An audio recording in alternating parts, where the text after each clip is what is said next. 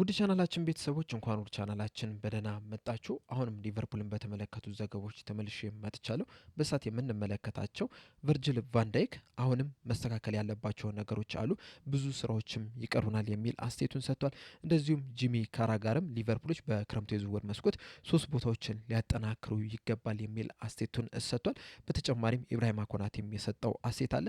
እንደዚሁም ሊቨርፑል ከማንቸስተር ዩናይትድ ጋር በላንክሼር ደርቢ በኦልትራፎርድ በተደረጉ ጨዋታ ላይ አንዳንድ የተፈጠሩ ሊቨርፑል ደጋፊዎችን ያበሳጩ ክስተቶችም አሉ። እነዚህንም የምንመለከት ይሆናል። እስከ መጨረሻው ደቂቃ ድረስ አብራችሁ ቆይታችሁ እንድትከታተሉትም በአክብሮት እጠይቃለሁ። ያላችሁን ሀሳብ አስተያየት እንዳለ ኮሜንት ሴክሽን ላይ በመጻፍ እንድታሳውቁኝ፣ ሰብስክራይብ፣ ላይክ፣ ሼር እያደረጋችሁም የቻናሉ ቤተሰብ እንድትሆኑም በአክብሮት እጠይቃለሁ። አሁን በቀጥታ ወደ ዘገቦቻችን የምናመራ ይሆናል። አብራችሁን ቆዩ። በመጀመሪያ የምንመለከተው ኢብራሂማ ኮናቴ የሰጠውን አስተያየት ይሆናል። ትናንትና ቀን 11 ሰዓት ተኩል ላይ በጀመረው የማንቸስተር ዩናይትድ ከሊቨርፑል ጨዋታ ማንቸስተር ዩናይትዶች 2-2 በሆነ ውጤት ማሸነፋቸው አይዘነጋም።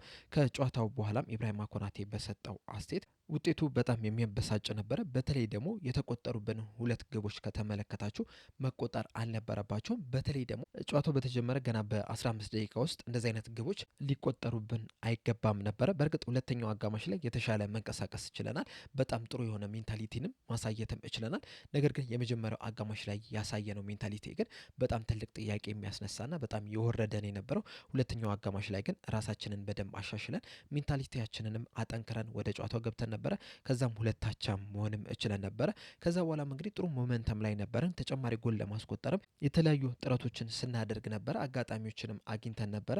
ነገር ግን ተጨማሪ ጎል ሳናስቆጠር ወጥተናል። ማንቸስተር ዩናይትዶች በአንጻሩ ተጨማሪ ጎል አስቆጥረው ጨዋታውን አሸንፈው ሊወጡ ይችላል። ያም ደግሞ በጣም የሚያበሳጭ ነው። እንደዚህ አይነት ነገሮችን ማየት አንፈልግም፣ ጨዋታዎችን መሸነፍ አንፈልግም የሚል አስተያየቱን ሰጥቷል።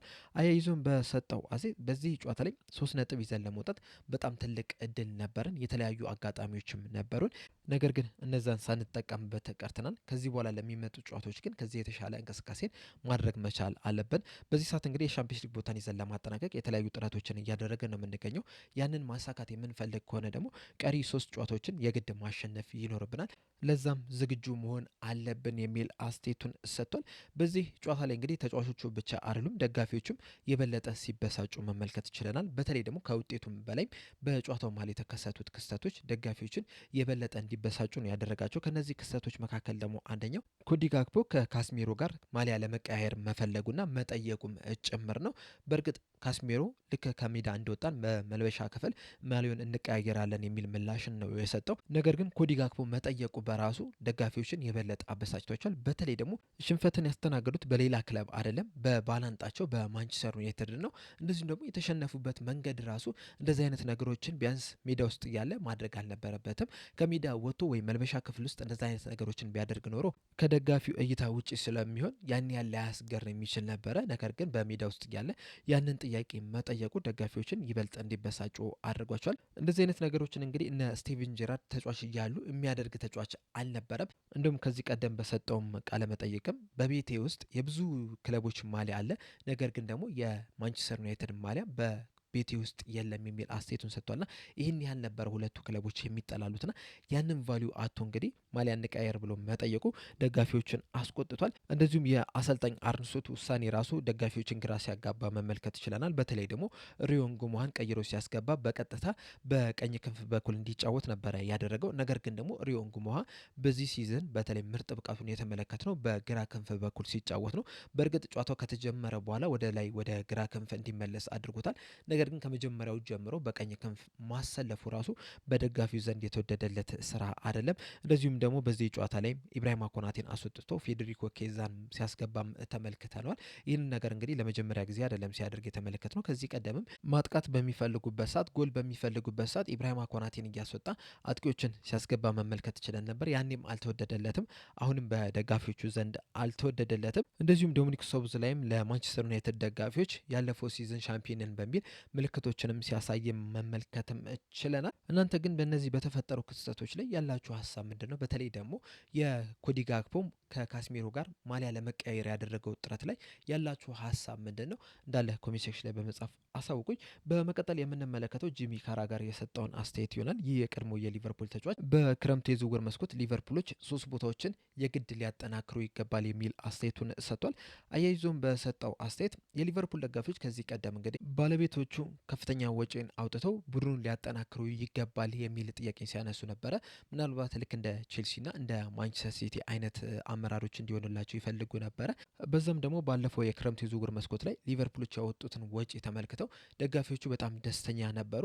ይህ ያወጡት ወጪ እንግዲህ ከዚህ ቀደም በሊቨርፑል ቤት ታይቶ የማይታወቅ ሊቨርፑልን ያልመሰለ ወጪ ነበረ ሲያወጡ እየተመለከት ነው። ቢያንስ ኤፍኤስጂዎች የሊቨርፑል ባለቤት ከሆኑ ጀምሮ እንደዚሁም ደግሞ የርገን ክሎፕም የሊቨርፑል አሰልጣኝ ከሆነ ጀምሮ እንደዚህ አይነት ወጪዎችን ሲያወጡ አልተመለከት ናቸው። እንዲሁም ሪያል ማድሪዶችን ነበረ ሲመስሉ የተመለከት ናቸው። በጣም በከፍተኛ ወጪ ምርጥ የሚባሉ ተጫዋቾችን ወደ ክለቡ መቀላቀል ችለው ነበር። ነገር ግን አሁን ላይ ሊቨርፑሎች በትክክለኛው ሂሳብ ትክክለኛውን ተጫዋች እንዲገዙ ነው የምፈልገው። በዚህ ሰዓትም የሚያስፈልጋቸውም ያ ነገር ነው። በእርግጥ ልክ እንዳለፈው የክረምቱ የዝውውር መስኮት በሚመጣውም የክረምቱ የዝውውር መስኮት ላይ ብዙ ወጪዎችን ማውጣት አይችሉም።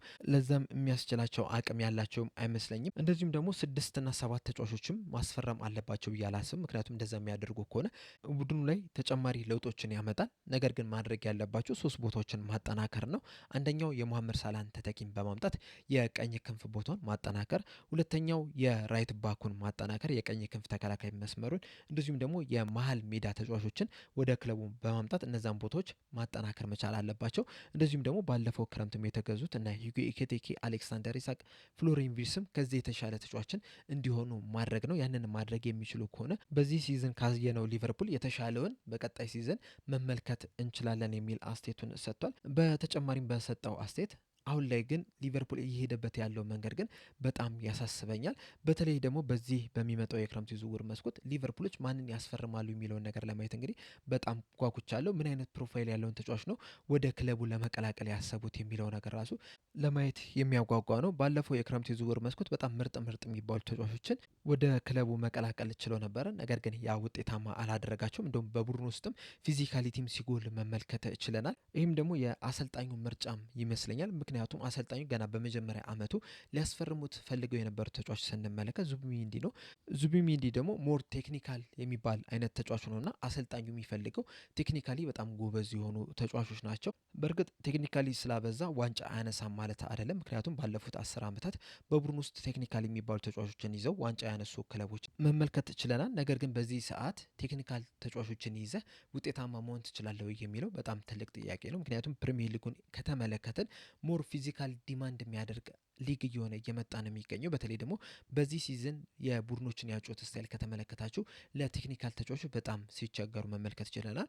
ፍሎሪን ቪርትስ ቴክኒካሊ በጣም ጎበዝ የሚባል ተጫዋች ነው። ነገር ግን ደግሞ የፕሪሚየር ሊጉን ፊዚካሊቲ ግን መላመድ ሲቸገረው መመልከት ችለናልና በቀጣይም እንደዚህ አይነት ተጫዋቾችን የሚያመጡ ከሆነ ምናልባትም በፕሪሚየር ሊጉ ላይ ሲቸገሩ ልንመለከት እንችላለንና ምን አይነት ተጫዋቾችን ምን አይነት ፕሮፋይል ያላቸውን ተጫዋቾች ያመጣሉ የሚለው እንግዲህ ለማየት የሚያጓጓ ነው የሚል አስተያየቱን ሰጥቷል። በመቀጠልም ቨርጅል ቫንዳይክ የሰጠውን አስተያየት ነው የምንመለከተው። በሰጠውም አስተያየት በቡድናችን ውስጥ ማንኛውንም ክለብ ልንጎዳ የሚያስችለን በጣም ኳሊቲ ያላቸው ተጫዋቾች አሉ። ነገር ግን ደግሞ ይህንን ኳሊቲ ከማይንድ ሴት ጋር አብረን መያዝ መቻል አለብህ። ምክንያቱም ደግሞ ጨዋታዎችን የምታሸንፈው ኳሊቲ ስላለ ብቻ አይደለም፣ ጠንክረም ስለሰራህ ጭምር ነውና እነዚህን ሁለት ነገሮችን በማሳካት ነው ውጤታማ የምትሆነው። አሁን ላይ እንግዲህ 3 ቀሪ ጨዋታዎች አሉን። በእነዚህ 3 ጨዋታዎች ላይም ማስተዋል ያለብን ነገር አለ። እንደዚሁም ለምን እንደምንጫወትም ማወቅ መቻል አለብን። የሻምፒዮንስ ሊግ ቦታን ይዘን ለማጠናቀቅም ነው እየተጫወትን የምንገኘውና ያንን መሆንን አውቀን ጠንክረን ልንሰራ ይገባል። ምክንያቱም የክለቡም ደረጃም ከሻምፒዮንስ ሊግ የሚያስወርድ አይደለም። እንደዚሁም ደግሞ ሻምፒዮንስ ሊግ ስትሳተፍም የሚሰጥ ፋይናንሻል ጠቀሜታ አለ። እንደዚሁም ደግሞ እንደ ተጫዋችም ሁልጊዜም በሻምፒዮንስ ሊግ መጫወት እንፈልጋለን። ስለዚህ ለዛም ሲባል እነዚህን ጨዋታዎችን የግድ ማሸነፍ መቻል አለብን የሚል አስተያየቱን ሰጥቷል። በተጨማሪም በሰጠው አስተያየት ሁሉም ሰው ኃላፊነት ሊወስድ ይገባል። በተለይ ደግሞ ባለፈው ሲዝን የፕሪሚየር ሊግ ዋንጫ አሸንፈን በዚህ ሲዝን ይህን ያህል ሽንፈት ማስተናገዳችን ተቀባይነት የለውም። ስለዚህ ሁላችንም ራሳችንን መጠየቅ መቻል አለብን። ምንድን ነው እያደረግን ያለ ነው? ከዚህ በኋላ እንዴት ነው ማስተካከል ያለብን የሚለው ነገር ላይ በደንብ ማተኮር መቻል አለብን። እንደ ተጫዋችም ይህንን ነገር ማስተዋል አለብን። እንደ ቡድንም የክለቡም አመራሮች እዚህ ነገር ላይ በደንብ ትኩረት ሊሰጡ ይገባቸዋል። አሁን እንግዲህ ይህ ሲዝን ከተጠናቀቀ በኋላ የዓለም ዋንጫ አለ። ከዛ ከዓለም ዋንጫ በኋላ ወደ ክለቡ ስመለስ እኔ በግሌ መስራት የምፈልጋቸው ነገሮች አሉ፣ ማሳካት የምፈልጋቸው ነገሮች አሉ። ለዛ ጠንክሬ እሰራለሁ። ተጫዋቾቹም ይህንን ነገር ማድረግ አለባቸው። ነገር ግን ከተጫዋቾቹም በተጨማሪም የክለቡ አመራሮች ከመጋረጃ በስተጀርባ ብዙ ማስተካከል ያለባቸው ነገሮች አሉ። ብዙ ነገሮችን መስራት መቻል አለባቸው የሚል አስተያየቱን ሰጥቷል። ይህ የሰጠው አስተያየት እንግዲህ ከብዙ አንግል ሊታይ ይችላል። ነገር ግን በዋነኝነት ሊሆን የሚችለው በክረምቱ የዝውውር መስኮት እንደተከፈተ ክለቡን ማጠናከር አለባቸው የሚለው ላይ ይመስለኛል። ምክንያቱም በዚህ ሲዝን በተደጋጋሚ እንደተመለከት ነው ቡድኑ የተለያዩ ክፍተቶች አሉበት። ተከላካዩ ላይ ክፍተት አለበት፣ የመሀል ሜዳው ላይ ክፍተት አለበት፣ እንደዚሁም ደግሞ የአጥቂው ስፍራ ላይም ክፍተት አለበት። እነዚህ ክፍተቶች ሊሸፈኑ ይገባል። እነ መሐመድ ሳላ እነ አንድሪ ሮበርትሰንም ሊተኩ ይገባቸዋልና የክለቡ አመራሮች እነዚህ ነገሮች ላይ በደንብ ትኩረት ሰጥተው መስራት መቻል አለባቸው። በዚህ ሲዝን የተመለከትነውን ሊቨርፑል በቀጣይ ሲዝን መመልከት የለብንም።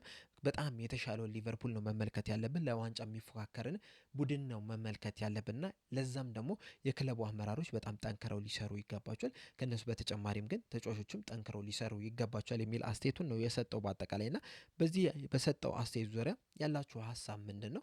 ሀሳብ አስተያየታችሁ እንዳለ ኮሜንት ሴክሽን ላይ በመጻፍ አሳውቁኝ። ለአሁን ግን እኔ እዚህ ላይ አበቃው። እስከ መጨረሻ ደቂቃ ድረስ ስለተከታተላችሁኝ ከልብ አመሰግናለሁ። በቀጣይ በሌላ እስከምንገናኝ ድረስ ሰብስክራይብ፣ ላይክ፣ ሼር ማድረግ እንዳትረሱ። ቸር ያቆየን።